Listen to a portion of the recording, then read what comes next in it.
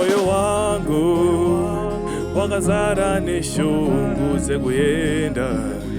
kure kure,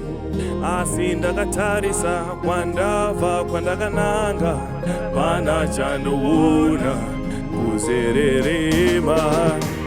pasvisire takajekera takarembera ipapo kwaenda mhepo ndokwandakananga kurarama upenyu hwehuruva, upenyu hwehuruva, ndoda kuzopenya sezvindoita zuva, kwaenda mhepo ndokwandaenda pakunona yazvangu zvafa, upenyu hwehuruva, hwehuruva, ndoda kuzopenya sezvindoita zuva, kwaenda mhepo ndokwandaenda pakunona yazvangu zvafa, upenyu hwehuruva. Ndikutevera kunoenda vamwe, ndikutevera zvinoita vamwe, pavanomuka ndopandinомukira, ndine kusara mashure,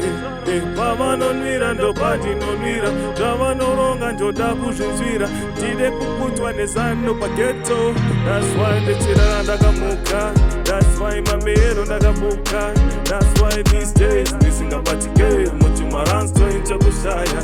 everyday tekuhasela zvakaipa, hatizorore kusvika pazvinoita, tekutangira from nothing, kunza skoti namoto, zviranedza bvunza boswane hwehuruva, ndoda kuzopenya sezvinoita zuva,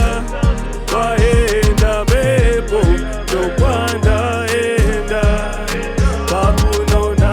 yazvangu zvafa, upenyu hwehuruva, hwehuruva, ndoda kuzopenya sezvinoita zuva, kwaenda mhepo ndokwandaenda pakunona yazvangu zvafa, upenyu hwehuruva. Life yangu ndichaichinja sei, mhuri yangu ndichaifida nei, zvekuzosvika kalevo kushuvira narufu uko nai wakapindwa nei, mumwe wangu unondidarirei, chakuona paichapinda pei,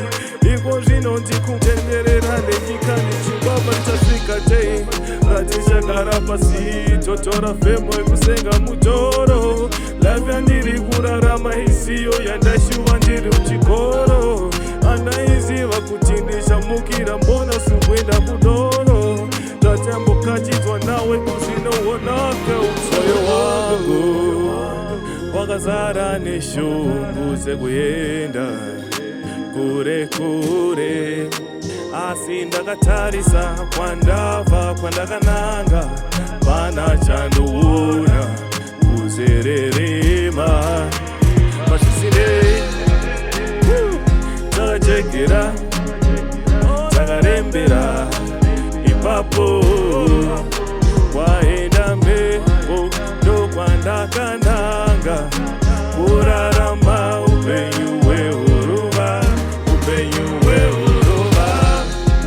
hwehuruva, ndoda kuzopenya sezvinoita zuva, kwaenda mhepo ndokwandaenda pakunona yazvangu zvafa, upenyu hwehuruva, hwehuruva,